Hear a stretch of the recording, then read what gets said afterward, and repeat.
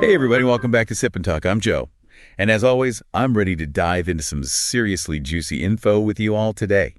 It's like we're mixing up a knowledge cocktail here. Strong stuff, but oh, so smooth going down. And I'm Sunny, your friendly neighborhood fact checker. I'll make sure we get all the ingredients right. Speaking of mixing things up, you know it's always a good blend?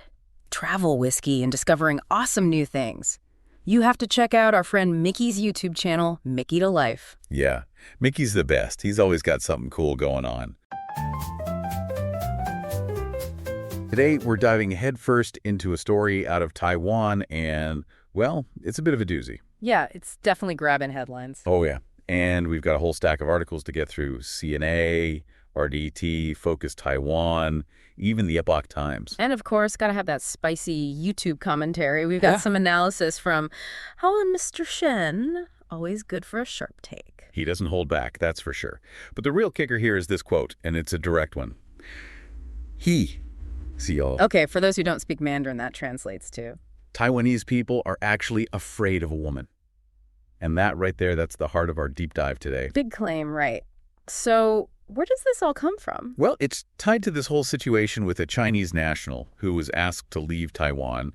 And let's just say she did not go quietly. Not quietly at all. It's Lu Zenya, who also goes by Thu's online. She's a PRC spouse, had a pretty substantial following on TikTok, nearly 500,000 followers. Wow, that's a lot of folks tuning in.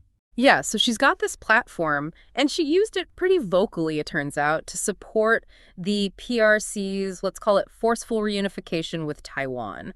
Not exactly a subtle stance. Yeah, forceful reunification, that's a pretty loaded term. We're talking potential military action here, folks. And that, as you can imagine, didn't exactly sit well with the Taiwanese authorities. It's a pretty touchy subject, to say the least, and this isn't the first time this has happened. Remember those other instances where PRC spouses were deported from Taiwan for similar reasons? Right. It's a bit of a pattern emerging. So you've got this situation with Lu Zenya, her strong pro-PRC statements, and then, boom, residency permit revoked. Told to pack her bags. Exactly, and that's where this quote comes in. Taiwanese people are afraid of a woman. It's almost like she's trying to spin the narrative, you know? Oh, absolutely. It's giving robbers in jail vibes. Like, imagine someone breaks into a bank, gets caught, thrown in the slammer, and then starts shouting, "You're only locking me up because you're terrified of me." Huh. That's a pretty perfect analogy. So that's what we're going to unpack today, folks. Is this a genuine cry of fear from Lu Zenya, reflecting some deep-seated anxiety in Taiwanese society? Or is it something else entirely? A bit of, let's say, strategic posturing. Ooh, strategic posturing. I like that. Sounds very official. But yeah, let's break it down. What exactly went down with Lu Zenya, and why did Taiwan decide to show her the door? All right, timeline time. It all starts back in March of 2025. Lu Zenya, TikTok star, PRC spouse, makes these public statements advocating for, and this is the key point, the PRC's forceful unification with Taiwan, not just unification with the implication of military might. And just to be crystal clear for our listeners, we're not talking about peaceful reunification talks here, right? Yep. We're talking about the PRC potentially using its military to take control of Taiwan. Not exactly a subtle distinction. Not subtle at all. And the Taiwanese government took notice, specifically the Ministry of the Interior. They decided to revoke her residency permit and the justification. They cited a violation of the act governing relations between the people of the Taiwan area and the mainland area. Okay, that's a mouthful. But I'm guessing it's not just some random bureaucratic rule. Nope. This act has specific clauses dealing with threats to national security and social stability. And Lu Zenya's statements, particularly that emphasis on forceful unification, were deemed to cross that line. It wasn't just expressing an opinion, it was seen as potentially inciting or supporting actions that could destabilize Taiwan and jeopardize its security. So the Taiwanese authorities were basically saying, hey, freedom of speech is one thing, but advocating for a potential military invasion, that's a whole different ballgame. Yeah, exactly. And remember, Taiwan lives under the constant shadow of the PRC's claim over the island and its military capabilities. So anything that even hints at support for a forceful takeover is going to get a strong reaction. It's like living next door to a grumpy giant with a really big stick. You tend to be a bit more careful about what you say. Right, exactly. So permit revoked on March 12th. She's told to leave by the 25th. And that's when things get really interesting. Interesting how? Well, before she departs, she decides to hold a press conference. And not just anywhere right outside the Interior Ministry building. almost like a final act of defiance. Ooh, a little mic drop moment before heading to the airport. Exactly. And that's where she delivers that line we've been talking about. Taiwanese people are afraid of a woman. It's like she's trying to turn the tables, portray herself as the victim. Yeah, they're kicking me out because they're scared of little old me. Doesn't quite have the intended effect, does it? Not really. And it's interesting who showed up at this press conference. You had her husband there, some supporters rallying around her, but also, and this is important, counter-protesters. Oh, so it wasn't just a one-sided love fest. Not at all. It shows you how divided public opinion is in Taiwan on this whole issue. You've got people who are sympathetic to her situation, maybe even agree with her views on unification, but you've also got folks who are staunchly against anything that could threaten Taiwan's autonomy. So let's circle back to that quote, Taiwanese people are afraid of a woman. I mean, come on, really. What are we supposed to make of that? Well, that's the million-dollar question, isn't it? Is it a genuine reflection of some widespread fear in Taiwan? Or is it, as we were saying earlier, more of a calculated move? Calculated, how so? Think about the timing she says this, after the deportation process has already run its course. The decision's been made, she's been told to leave. It feels less like a sincere observation and more like an attempt to control the narrative. Almost like a, hey, I'm not leaving because I did anything wrong. I'm leaving because you're all too scared to let me stay. Right. It's a way to save face, maybe even garner sympathy from her supporters. And let's not forget, she's got a big online audience, a lot of folks who probably share her views. So it's a message aimed at both sides. A defiant jab at Taiwan, and a way to rally her own base. Classic political maneuvering, right? Definitely has that flavor to it.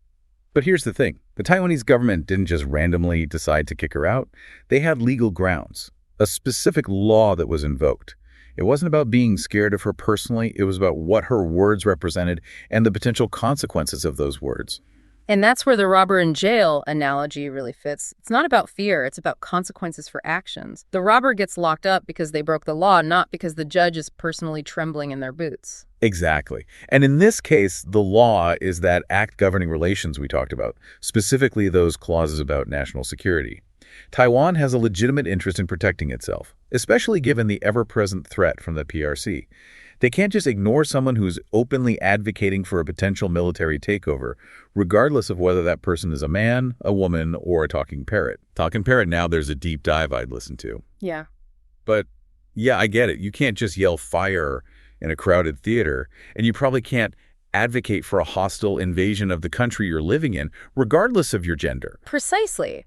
And this whole episode really highlights the massive difference between how Taiwan and mainland China view freedom of speech. Oh yeah, that's a chasm, not a gap. It's night and day. I mean, remember the white paper movement in China back in 2022? People were literally holding up blank sheets of paper to protest the government's zero COVID policies. Yeah, I remember that. Super passive protest, and the reaction from the authorities was...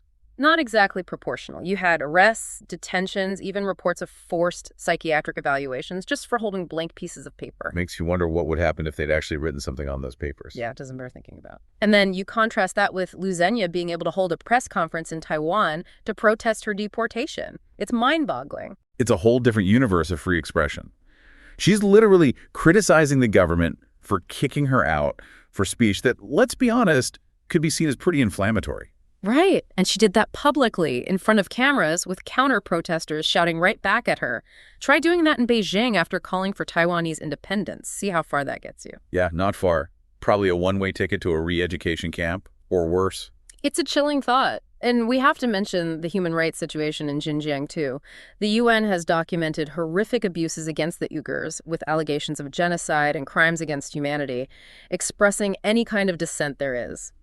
Well, let's just say it's not recommended for your health. So you've got Taiwan, a democracy, allowing for public criticism of its government, even from someone they're deporting. And then you've got China, where holding up a blank piece of paper can land you in serious trouble. It really puts Liu Zenya's claims about Taiwan being afraid into perspective, doesn't it? It does. It's not about fear. It's about having a different set of values and priorities. Taiwan prioritizes freedom of speech, but they also recognize that it has limits. especially when national security is at stake. Exactly. They're not just going to sit back and allow someone to openly advocate for actions that could threaten their very existence. And they've got laws in place to deal with those situations. And those laws are in line with what other democracies do. I mean, Germany bans Nazi propaganda. The U.S. has laws against inciting violence or supporting terrorism. It's not unusual to have limits on free speech, especially when it comes to protecting the safety and security of the nation. Absolutely. And in Taiwan's case, that sense of being under threat is very real. They're facing a constant pressure from the PRC, a powerful neighbor who's made it very clear that it sees Taiwan as part of its territory. So you can't really blame Taiwan for being extra cautious about anything that smacks of support for a forceful takeover. I think that's a fair assessment. They're operating in a very specific and very sensitive geopolitical context. And this whole situation with Luizhenia also highlights the whole issue of the PRC's influence operations. Oh, right. The whole social media manipulation game. Exactly. They've become very adept at using platforms like TikTok and Weibo to shape public opinion, both within China and internationally. And someone like Luizhenia, with her huge following, becomes a valuable asset in that game. So her deportation could also be seen as Taiwan pushing back against those influence operations, trying to limit the spread of pro-PRC narratives. I think that's definitely part of the equation. They're not just concerned with one individual, they're concerned with the broader message and the potential impact it could have on Taiwanese society. Makes sense. Now, there's one last piece of this puzzle we need to address. Luizhenia also claimed that her deportation somehow proves China's strength. How do you even unpack that logic? Yeah, that's a head-scratcher. Our friend Youytube had a pretty good take on that in his YouTube video. He basically pointed out that the act of deportation itself contradicts that claim. How so? Well, think about it. Why would a government deport someone if they truly considered that person to be under their jurisdiction? If Taiwan saw itself as part of China, why go through the whole process of kicking her out? It suggests a recognition of separate entities, a sense of sovereignty on Taiwan's part. So by deporting her, Taiwan is actually asserting its independence from China, not proving China's strength. Precisely. It's almost like an unintentional mic drop moment. And it also highlights the difference in how they view power. Taiwan can tolerate dissent, even from someone they consider a threat. China, on the other hand, reacts with overwhelming force to even the slightest hint of criticism. Like that story about those online posts about China's economy. Oh yeah, the one where even mentioning national debt got schools to report those posts to the authorities. Exactly. It's like they're so insecure that they can't handle even a whisper of negativity. If they were truly strong and confident, they wouldn't need to silence every dissenting voice. It's the difference between strength and fragility. Well said. So let's wrap this up, shall we? Let's do it. What have we learned today, folks? It seems like this whole Luizhenia situation is a lot more than just one woman's opinion. Definitely. It's a microcosm of the tensions between China and Taiwan, the different values they hold, and the very real threat that Taiwan faces on a daily basis. And it's a reminder that freedom of speech, while precious, isn't absolute. Every society has to draw a line somewhere, especially when it comes to national security. And where those lines are drawn can tell you a lot about a society's priorities and how it views power. So, for our listeners, we leave you with this. Think about how different countries balance freedom of expression with the need for security. It's a complex issue with no easy answers, and it's playing out right now in very real ways around the world. And if you're feeling a bit overwhelmed by all this heavy stuff, we've got just the thing to lighten the mood. Oh yeah, our shout out to our buddy Micky. Go check out his YouTube channel, Mickytolife. He's got amazing travel vlogs, seriously. The guy's been everywhere. And the whiskey reviews? If you're a fan of the brown stuff, you got to see his unboxing videos. And he's also a talented musician. He's got some great original tunes up there. So if you're looking for a break from the news and some good vibes, head over to Mickytolife and show him some love. He deserves it. All right, folks, that's it for today. We'll catch you in the next deep dive.